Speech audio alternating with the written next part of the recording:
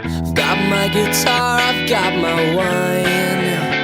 Where we can go, live by the sea, swim in the ocean.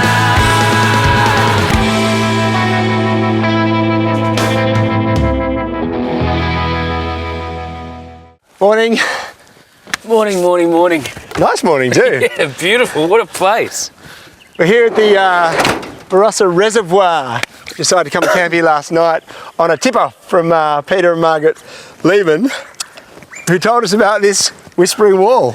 It's a little bit of fun. A few wines with the Lehmanns. They told us, right? We didn't believe them. That there's a dam. Oh wow! Hey, look at that! Awesome. So there's a dam just over here, which we're going to take you to, and one person stands on. That's too complicated. Yeah. We'll show you. Come and have a look. We didn't believe it, but it's true. You see how the natural curvature of the dam wall forms an acoustic something or other that is such that if one person stands up this side of the dam and another person stands on the other side, which you can see is miles away, you can actually hear each other even at a whisper.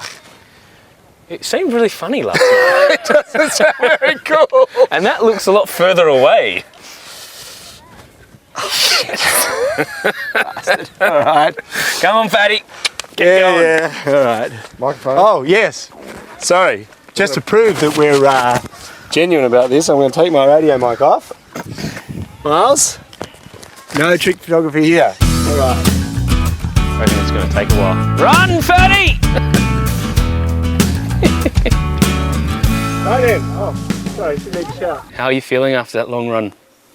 No way. That's just spooky. Bizarre. I know, I can hear you breathing hard.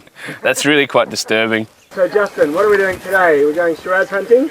Andre, there is more to the Barossa than Shiraz. I'm going to introduce you to the famous GSM blend, Grenache, Shiraz, Mourvedre, and there's a man by the name of Charlie Melton who makes the Nine Popes.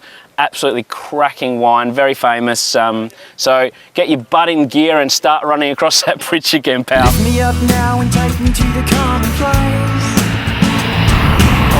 Twisted old things.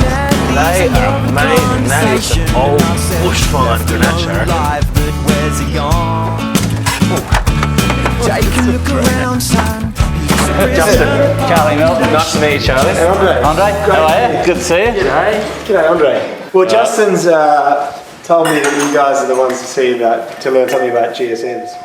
That's our specialty. Well, David's one of our old vine growers for Grenache. And is that what we saw on the drive on the way up? absolutely. This block, pretty much all of this block is old vine Grenache. This right. is your archetypal Barossa Right. vista. Backyard. I mean, it's God's own country, seriously. The cellar master up at Crondorf back in the 40s and 50s, well, they planted this block. So it's just, you're able to know the history of each and every one of these vines because we actually know the blokes.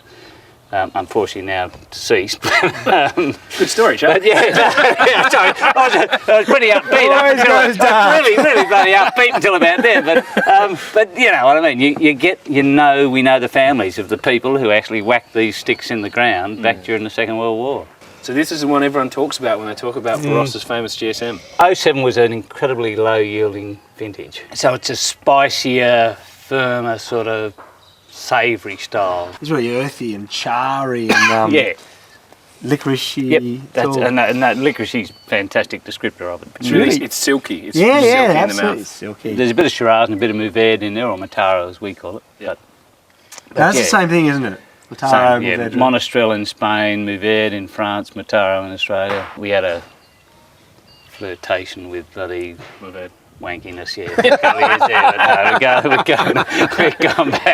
We're going back to Mataro, going back to good Aussie But Mataro. how long have you been around as Charles Melton? I'm a blow-in. I've been here 37 years.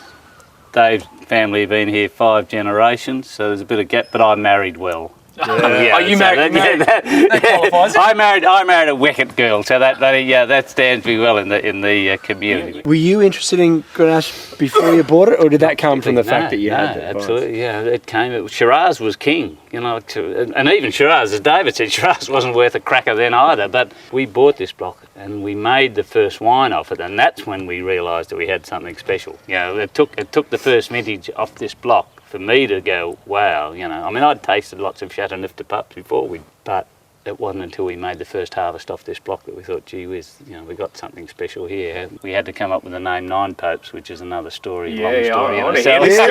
I want to hear this story. This story that's another story in itself. But, So what do we got here? well, I just thought I'd show you one that's got a little bit of age on it. This one's, 10 years. So it starts to give you an idea of how Grenache starts to change, but unfortunately that's Quite. slightly corked. I don't want to. Very earthy. I'll get the other bottle. Sorry. One of the reasons we don't use cork anymore, I'm sorry. Is that heartbreaking? Oh, it's annoying. It's distressing. I'm lucky that you blokes were here, and I can show you the fact that that's not the wine the first one saw. Imagine if someone got that wine in a restaurant and they're thinking, you know, this Charlie Melton bloke, people reckon he can make grog, but Jesus, you know. And this is probably one of my favourite vintages. You know, that nice blend of perfume, which is Grenache, that's the signature of Grenache, you know, that fragrance, that perfume. You get the strength of Shiraz, you know, Shiraz, it gives it a bit of backbone, a bit of warmth, and Matara gives it the spice. There is that, you know, my vision of when I reckon we cracked it, and I'm allowed official, not quite, but close to grumpy old man status, so I can say things now that probably, you know, young blokes wouldn't say, but it's, you know, my vision of when we get the mix of spice and sweetness, correct and balanced, it's like I've just followed a gypsy girl going through a field of herbs, you know. That's a beautiful gypsy girl, and I'm following her through a field of herbs, and as she brushes the herbs, the fragrance comes through. And Remember that? I like that. But that's sort of it. It's that combination of perfume and sweetness and spice.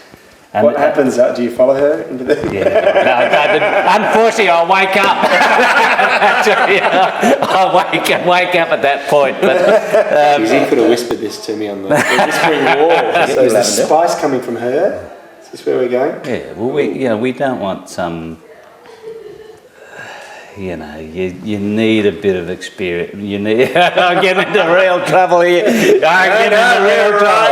You need a worldly woman. So she may not be that young a gypsy girl, but she's a gypsy woman. Oi. A little bit of Barossa fare, local Barossa fare. Beauty. So have you guys got the gypsy story walking through the gypsy woman through the field of lavender? No, I don't. That's a private moment. Oh, sorry, mate. Yeah, thank you, Andre. That's a private moment. It's soon not going to be. Pies and other ones are the lamb pies. Thank you. Thanks, love. See you, mate. Oh, so listen, what is the story behind the name? Nine Popes? Yeah. Chateau Neuf de Pape, you know, which is famous. you got that? Region. Correctly translated is Castle of the New Popes. Neuf de Pape. Neuf also means 9. I know you learned worldly gentlemen will have studied French at some point. I knew that. Un, deux, trois, quatre, you know. Sexy, said we neuf. Yeah, so Neuf, I'm thinking Chateau Neuf de Pape. That's got to mean home of the Nine Popes, doesn't You it? genuinely thought this at the time? I did, back then. I was a young Didn't care to ask anyone else? Worldly man. No, I didn't. Hugh and Hook, I reckon, took about a minute and a half to pick up the phone and say, Charlie, do you know what Chateau Neuf de Pape really means? And I knew I was undone then, so that was it. That's how it came about. Turned into one of those fortuitous, dumb-assed, bits of luck. Cheers, Good to catch up with you. Cheers, yeah, great. Yeah, cheers. Yeah, we can